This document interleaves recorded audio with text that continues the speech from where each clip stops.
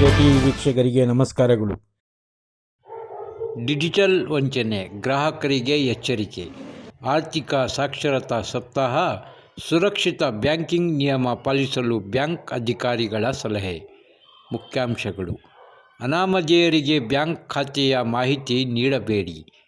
ನಿಮ್ಮ ಖಾತೆ ನಿಮ್ಮ ಹಕ್ಕು. ಲೀಡ್ ಬ್ಯಾಂಕ್, ಕರ್ನಾಟಕ ಗ್ರಾಮೀಣ ಬ್ಯಾಂಕ್ನಿಂದ ಅಭಿಯಾನ.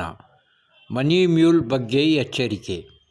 ತೆರಿಗೆ ಪಾವತಿಯಿಂದ ಪಾರಾಗಲು ಹಾಗೂ ಕಾನೂನು ಬಾಹಿರ ವ್ಯವಹಾರಗಳಿಗೆ ಕೆಲವರು ಅಮಾಯಕ ಗ್ರಾಹಕರ ಬ್ಯಾಂಕ್ ಖಾತೆಗಳನ್ನು ದುರ್ಬಳಕೆ ಮಾಡಿಕೊಳ್ಳುವ ಪ್ರಕರಣಗಳು ಮನಿ ಮ್ಯೂಲ್ ನಡೆಯುತ್ತಿದೆ. ಅಮಾಯಕರಿಗೆ ಆಮಿಷ ಒಡ್ಡಿ ಅವರ ಖಾತೆಗಳಿಗೆ ಹಣ ಹಾಕುತ್ತಾರೆ. ನಂತರ ಹಣ ತೆಗೆದುಕೊಳ್ಳಲು ಅಕ್ರಮ ಚಟುವಟಿಕೆ ಬೆಳೆಸುತ್ತಾರೆ. ಆಗ ತಾವೇ ಹೊಣೆಗಾರರಾಗುತ್ತೀರಿ. ತಮಗೆ ಶಿಕ್ಷೆಯಾಗುವ ಸಾಧ್ಯತೆ ಇರುತ್ತದೆ. ಹೀಗಾಗಿ ಬೇರೆ ಯಾರ ಜೊತೆಯೂ ಖಾತೆ ಹಂಚಿಕೊಳ್ಳಬೇಡಿ. ಹಣದ ಆಮಿಷವು ಕಮಿಷನ್ ಆಮಿಷಕ್ಕೊಳಗಾಗಬೇಡಿ ಎಂದು ಜಿಲ್ಲಾ ಲೀಡ್ ಬ್ಯಾಂಕ್ ವ್ಯವಸ್ಥಾಪಕ ಮಹಾದೇವ್ ಎನ್ ಜೋಶಿ ಕಿವಿಮಾತು ಹೇಳಿದರು. ಖಾತೆಗೆ ಹಣ ಹಾಕಿ ವಂಚನೆ. ಕೆಲ ವಂಚಕರು ತಮ್ಮ ಖಾತೆಗೆ ಸ್ವಲ್ಪ ಹಣ ಹಾಕುತ್ತಾರೆ. ಹಣ ಹಾಕಿ ಲಿಂಕ್ ಕಳಿಸುತ್ತಾರೆ. ಹಣ ಎಲ್ಲಿಂದ ಬಂತು ಎಂದು ಪರೀಕ್ಷಿಸಲು ತಾವೇನಾದರೂ ಪಾಸ್ವರ್ಡ್ ನಮೂದಿಸಿ ತಮ್ಮ ಆನ್ಲೈನ್ ಖಾತೆ ತೆರೆದರೆ ವಂಚಕರು ಹಣ ದೋಚುತ್ತಾರೆ. 2,000 ಹಾಕಿ 10,000 ಕಿತ್ತುಕೊಳ್ಳುತ್ತಾರೆ. ಹೀಗಾಗಿ ಅನಾಮಧೇಯ ಖಾತೆಗಳಿಂದ ತಮ್ಮ ಖಾತೆಗೆ ಹಣ ಬಂದಾಗ ಪರಿಶೀಲಿಸಲು ಹೋಗಬೇಡಿ. ಬದಲಾಗಿ 2 ಬಾರಿ ತಪ್ಪು ಪಾಸ್ವರ್ಡ್ ನಮೂದಿಸಿ ಸ್ವಲ್ಪ ಸಮಯ ಬಿಟ್ಟು ಪರಿಶೀಲಿಸಿ ಎಂದು ಕರ್ನಾಟಕ ಗ್ರಾಮೀಣ ಬ್ಯಾಂಕ್ ಕೋಲಾರ ಪ್ರಾದೇಶಿಕ ವ್ಯವಸ್ಥಾಪಕ ಎಂ.ಇ. ವಿನಯ್ ಸಲಹೆ ನೀಡಿದರು. ಡಿಜಿಟಲ್ ಅರೆಸ್ಟ್ ಬಗ್ಗೆಯೂ ಎಚ್ಚರವಿರಲಿ. ತಮ್ಮ ಖಾತೆ ಸುರಕ್ಷತೆ ತಮ್ಮ ಹೊಣೆ. ಜೊತೆಗೆ ತಮ್ಮ ಜವಾಬ್ದಾರಿಯೂ ಇದೆ. ಖಾತೆ ಗೌಪ್ಯತೆ ಕಾಯ್ದುಕೊಳ್ಳಲೇಬೇಕು ಎಂದರು.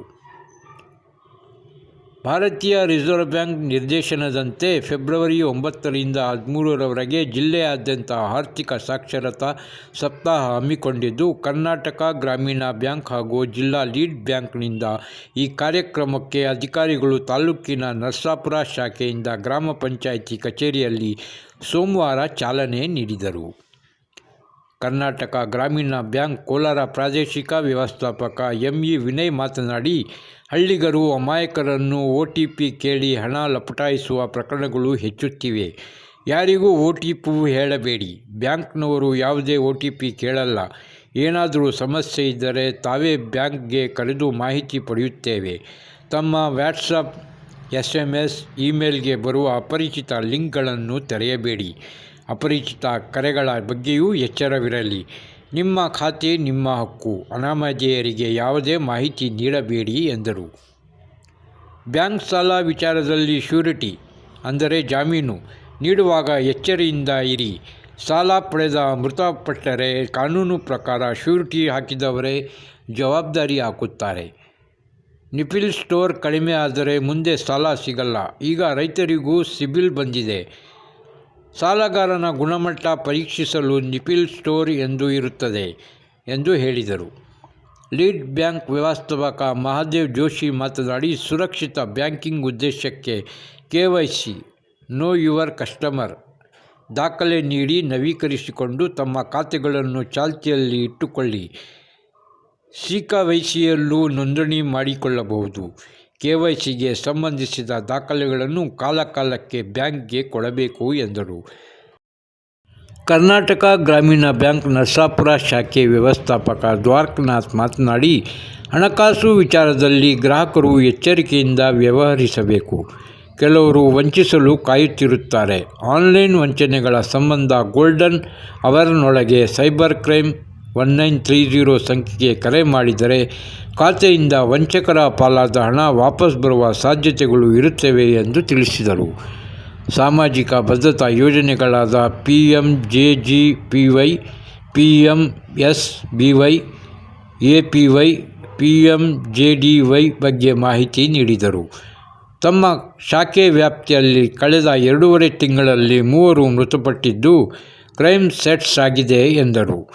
ಆರ್ಥಿಕ ಡಿಜಿಟಲ್ ಸಾಕ್ಷರತೆ, ಸೈಬರ್ ಅಪರಾಧಗಳ ಬಗ್ಗೆ ಮಾಹಿತಿ ಹಾಗೂ ಜಾಗೃತಿ, ಸುರಕ್ಷಿತ ಬ್ಯಾಂಕಿಂಗ್ ನಿಯಮಗಳ ಕುರಿತು ಅರಿವು ಮೂಡಿಸುವ ಕಾರ್ಯಕ್ರಮ ಇದಾಗಿದ್ದು 2 ದಿನ ನಡೆಯಲಿದೆ. ಜಿಲ್ಲಾ ಪಂಚಾಯಿತಿ ಸಿಇಒ ಪ್ರವೀಣ್ ಬಾಗೇವಾಡಿ ಆರ್ಥಿಕ ಸಾಕ್ಷರತಾ ಸಪ್ತಾಹದ ಪೋಸ್ಟರ್ ಬಿಡುಗಡೆ ಮಾಡಿದ್ದಾರೆ. ಈ ಸಂದರ್ಭದಲ್ಲಿ ಗ್ರಾಮ ಪಂಚಾಯಿತಿ ಪಿಡಿಒ ಮುನಿರಾಜು ಕುಮಾರ್, ಭಾನುಪ್ರಕಾಶ್, ವಿಶಾಲಾಕ್ಷಿ, ನರಸಾಪುರ ಶಾಖೆ ಬ್ಯಾಂಕ್ ಸಿಬ್ಬಂದಿ, ಗ್ರಾಹಕರು, ಗ್ರಾಮಸ್ಥರು ಉಪಸ್ಥಿತರಿದ್ದರು. ವರದಿ ಪರ್ವೀಜ್ ಅಹಮದ್. ಇದು ತಡೆಯಾಗುತ್ತೆ. ನಾವು ಖಂಡಿತ ಅದನ್ನು ನಾವು ಪರಿಗಣನೆ ಮಾಡ್ತೀವಿ. ಆದರೆ ನೀವು ಜಾಮೀನುದಾರಾಗಿ ಸಿಬಿಲ್ ಕೆಟ್ಟಿದ್ರೆ ನಾವು ನಿಮಗೆ ಒಂದು 2-3 ವರ್ಷ ಆಗೋಗಿದ್ರೆ ಅದನ್ನು ನಾವು ಪಕ್ಕಕ್ಕಿಟ್ಟು ನಿಮಗೆ ವ್ಯವಹಾರ ಮಾಡ್ತೀವಿ. ಯಾಕೆ ನಾವು ಅದನ್ನು ಮಾಡ್ತೀವಿ ಅಂದರೆ ಇದು ಕ್ವಾಲಿಟಿ. ಇದು ಸರ್ಕಾರ ಏನು ಮಾಡ್ತಾ ಇದೆ, ಸಿಕ್ಕಾಪಟ್ಟೆ ಸುಸ್ತಿ ಸಾಲಗಳಿದ್ದಾವೆ. ಉದಾಹರಣೆಗೆ ನಮ್ಮ ನರಸಾಪುರದಲ್ಲೇ ನೋಡಿ ಎಷ್ಟು ಸುಸ್ತಿ ಸಾಲ ಇದೆ ಅಂದರೆ ವಸೂಲಿ ಮಾಡೋಕ್ಕೆ ಆಗ್ತಾ ಇಲ್ಲ. ಕಾನೂನಲ್ಲಿ ಕೆಲವಕ್ಕಷ್ಟೇ ಅವಕಾಶ. ಮಾರ್ಟ್ಗೇಜ್ ಇದ್ದರೆ ಮಾರ್ಟ್ಗೇಜ್ ಮಾಡ್ತೀವಿ, ನಾವು ಮಾರ್ತೀವಿ. ಮನೆ ಮಾಡಿಕೊಟ್ಟಿದ್ರೆ ಮನೆ ಮಾರ್ಟ್ಗೇಜ್ ಮಾಡ್ತೀವಿ, ಮಾರಾಕ್ತೀವಿ. ಜಮೀನು ಮಾಡಿದರೆ ನಾವು ಜಮೀನು. ಮೊದಲು ಏನು ಮಾಡ್ತಿತ್ತು ಸರ್ಕಾರ, ರೈತರ ಜಮೀನನ್ನು ಹರಾಜಾಗಿ ಬಿಡ್ತಾ ಇರಲಿಲ್ಲ. ಯಾವುದೇ ಕಾರಣಕ್ಕೂ ರೈತನಿಗೆ ನೀವು ಹರಾಜು ಹಾಕೋಂಗಿಲ್ಲ ಅಂತಿತ್ತು. ಈಗ ಕಾನೂನು ಬದಲಾಗಿದೆ. ರೈತನ ಜಮೀನುಗಳು ಹರಾಜಾಗ್ತಿವೆ. ಕೋರ್ಟೇ ಅವಕಾಶ ಮಾಡಿಕೊಡ್ತಿದೆ. DRT ಕೇಸ್ ಹಾಕ್ತಿದ್ದೀವಿ ಅಂದರೆ ಬೆಂಗಳೂರು ಕೋರ್ಟು, DRT ಅದು ಬೆಂಗಳೂರಲ್ಲಿರುವಂಥ ಕೋರ್ಟು. ಆ ಕೋರ್ಟ್ಗೆ 20 ಲಕ್ಷದ ಮೇಲೆ ಬಾಕಿ ಇದ್ದರೆ, ನಿಮ್ಮ ಸಾಲದ ಬಾಕಿ 20 ಲಕ್ಷಕ್ಕಿಂತ ಜಾಸ್ತಿ ಇದ್ದರೆ ನಾವು ಲೋಕಲ್ ಕೋರ್ಟಲ್ಲಿ ಹಾಕೋಂಗಿಲ್ಲ. 20 ಲಕ್ಷದವರೆಗೂ ಮಾತ್ರ ಲೋಕಲ್ ಕೋರ್ಟಲ್ಲಿ ಹಾಕ್ಬೋದು. 20 ಲಕ್ಷ ಮೀರಿದ್ರೆ DRTಗೆ ಹಾಕಬೇಕು. DRT ಎಲ್ಲ ಬ್ಯಾಂಕ್ಗಳಿಗೂ ಫಾಸ್ಟಾಗಿ ಕೇಸ್ಗಳನ್ನ ಇತ್ಯರ್ಥ ಮಾಡುವಂಥ ಕೋರ್ಟು. ಇಲ್ಲಿ ಈ ನ್ಯಾಯಾಲಯದಲ್ಲಿ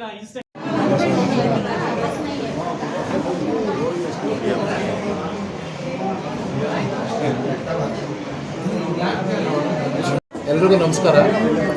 ಇಂದು ನಮ್ಮ ಕರ್ನಾಟಕ ಗ್ರಾಮೀಣ ಬ್ಯಾಂಕು ಮತ್ತು ಜಿಲ್ಲಾ ಮಾರ್ಗದರ್ಶಿ ಬ್ಯಾಂಕ್ ಇವರ ಜಂಟಿ ಆಶ್ರಯದಲ್ಲಿ ನಾವು ಕೋಲಾರ ಜಿಲ್ಲೆಯಾದ್ಯಂತ ಒಂದು ಆರ್ಥಿಕ ಸುರಕ್ಷತಾ ಸಪ್ತಾಹವನ್ನು ಆಚರಿಸ್ತಾ ಇದ್ದೀವಿ. ಈ ಸುರಕ್ಷತಾ ಸಪ್ತಾಹದಲ್ಲಿ ನಮ್ಮ ಬ್ಯಾಂಕಿನ ಗ್ರಾಹಕರುಗಳಿಗೆ ಅವರವರ ಖಾತೆಗಳ ಬಗ್ಗೆ ಒಂದು ಅರಿವು ಮೂಡಿಸುವ ಕಾರ್ಯಕ್ರಮ ಇದು. ಖಾತೆಗಳಲ್ಲಿನ ಫ್ರಾಡ್ಗಳಾಗಿರ್ಬೋದು, ಅಪರಿಚಿತ ಲಿಂಕ್ಗಳ ಬಗ್ಗೆ ಆಗಿರ್ಬೋದು, ಅದರಿಂದ ಆಗುವಂಥ ಅನಾಹುತಗಳ ಬಗ್ಗೆ ಒಂದು ತಿಳುವಳಿಕೆ, ಒಂದು ಕಾರ್ಯಕ್ರಮ ಕೊಡುವಂಥ ಒಂದು ಈ ಸಪ್ತಾಹದ ಉದ್ದೇಶ ಆಗಿರ್ತದೆ.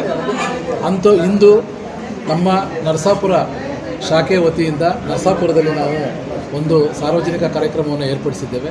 ಇದರಲ್ಲಿ ನಮ್ಮ ಬ್ಯಾಂಕಿನ ಗ್ರಾಹಕರುಗಳಿಗೆ ಹೇಳೋದಿಷ್ಟೇ, ಯಾವುದೇ ಅಪರಿಚಿತ ಲಿಂಕ್ಗಳು ಬಂದಲ್ಲಿ ಅಥವಾ ಯಾವುದೇ ಅಪರಿಚಿತ ವ್ಯಕ್ತಿಗಳು ನಿಮ್ಮ ಫೋನ್ಗೋ ಅಥವಾ ಮನೆಗೋ ಫೋನ್ ಮಾಡಿ ನಿಮ್ಮ ಖಾತೆಯ ಬಗ್ಗೆ ಒಂದು ಅಪರಿಚಿತವಾದ ಲಿಂಕ್ ಇದೆ ಓಪನ್ ಮಾಡಿ ಅಂತ ಹೇಳೋದಾಗಲಿ, ಅಥವಾ OTPಯನ್ನು ಕೇಳುವಂಥ ಒಂದು ವಿಷಯಗಳಾಗಲಿ, ಜಾಗರೂಕರಾಗಿರಿ. ಯಾರಿಗೂ ಅದನ್ನು ಹೇಳಬೇಡಿ.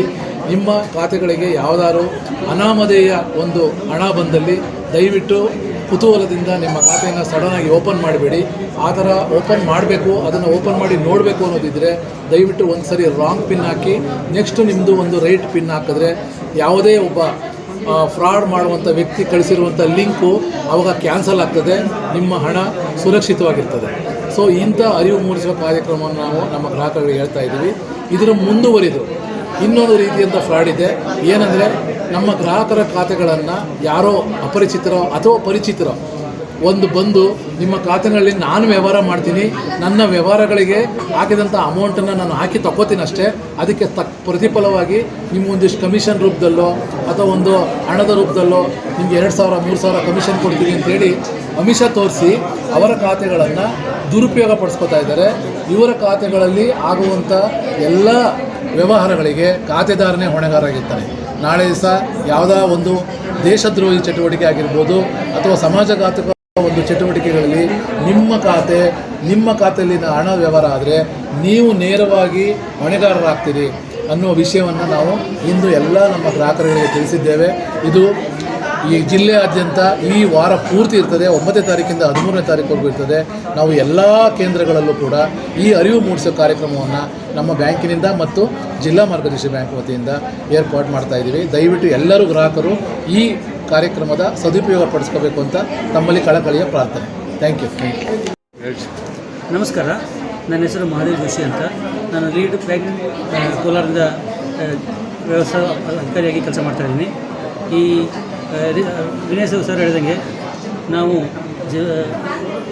ಫೆಬ್ರವರಿ 9 ತಾರೀಕಿಂದ ಫೆಬ್ರವರಿ 13ರವರೆಗೂ 1 ವಾರಗಳ ಕಾಲ ಪ್ರತಿ ತಾಲೂಕುಗಳಲ್ಲಿ, ಪ್ರತಿ ಹಳ್ಳಿಗಳಲ್ಲಿ ಒಂದು ಅವೇರ್ನೆಸ್ ಕಾರ್ಯಕ್ರಮ ಮಾಡ್ತಾಯಿದ್ದೀವಿ. ಏನಂತ ಹೇಳಿದರೆ KYC ಅಂದರೆ ಏನು, KYC ಯಾಕೆ ತೊಗೋಬೇಕು, KYC ಅಂದರೆ ಯಾವಾಗ ಕೊಡಬೇಕು ಮತ್ತು KYC ಇಂದ ಆಗುವಂಥ ದುಷ್ಪರಿಣಾಮಗಳೇನು ಮತ್ತು ನೀವು ಹೇಗೆ ಜಾಗರೂಕರಾಗಿರಬೇಕು ಅನ್ನೋ ಬಗ್ಗೆ ಒಂದು ಅವೇರ್ನೆಸ್ ಕಾರ್ಯಕ್ರಮ ಕೊಡ್ತಾಯಿದ್ದೀವಿ. ಮೊದಲನೇದಾಗಿ KYC ಅಂದರೆ ನಿಮಗೆ ಅಫಿಷಿಯಲ್ ವ್ಯಾಲಿಡ್ ಡಾಕ್ಯುಮೆಂಟ್ ಅಂದರೆ ಮಾನ್ಯವಾದಂಥ ಆಧಾರವಾದಂಥ ದಾಖಲೆಗಳನ್ನು ಕೊಟ್ಟು ನಿಮ್ಮ ಅಕೌಂಟ್ಗಳನ್ನು ಚಾಲ್ತಿಯಲ್ಲಿ ಇಟ್ಕೊಳ್ಳಿ. ನಿಮ್ಮ ಚಾಲ್ತಿಯಿರುವಂಥ ಅಕೌಂಟ್ಗಳಿಗೆ ಪದೇ KYC ಕೊಡೋದು ಕಷ್ಟ ಆದರೆ CKYC ಅಂತ ಇರುತ್ತೆ, ಸೆಂಟ್ರಲ್ KYC ಅಂತ. ಸೆರ್ಸಾಯಿ ವೆಬ್ಸೈಟಿಂದ ಅದನ್ನು ಅಪ್ಲೋಡ್ ಮಾಡ್ಕೋಬೋದು. CKYC India.in ನೀವು ನಿಮ್ಮ KYCಗಳನ್ನು ರಿಜಿಸ್ಟರ್ ಮಾಡಿದರೆ ನೀವು ಮಾಡ್ಕೊಳ್ಳುವಂಥ ಮುಂದೆ ಓಪನ್ ಮಾಡುವಂಥ ಬ್ಯಾಂಕ್ ಅಕೌಂಟ್ಗಳಾಗಲಿ, ಮ್ಯೂಚುವಲ್ ಫಂಡ್ಗಳಾಗಲಿ, ಇನ್ಶೂರೆನ್ಸ್ಗಳಾಗಲಿ ಅದೇ KYC ನಂಬರನ್ನ ಯೂಸ್ ಮಾಡ್ಕೋಬೋದು. 14 ಡಿಜಿಟಿನ CKYC ನಂಬರ್ ಬರುತ್ತೆ. ಆ CKYC ನಂಬರ್ನ ಬೇರೆಯವ್ರು ಕೊಟ್ಟರೆ ಅದರಿಂದ ನಿಮಗೆ KYC ಉಪಯೋಗ ಆಗುತ್ತೆ. ಅಂದರೆ KYCಯನ್ನು ಪದೇ ಕೊಡುವಂಥ ಅವಶ್ಯಕತೆ ಬೀಳೋದಿಲ್ಲ. ಅದನ್ನು ಕೂಡ ನಾವು ಈ ಕಾರ್ಯಕ್ರಮದಲ್ಲಿ ಹೇಳೋಕ್ಕೆ ಇಷ್ಟಪಡ್ತಾ ಇದ್ದೀವಿ. ಧನ್ಯವಾದಗಳು.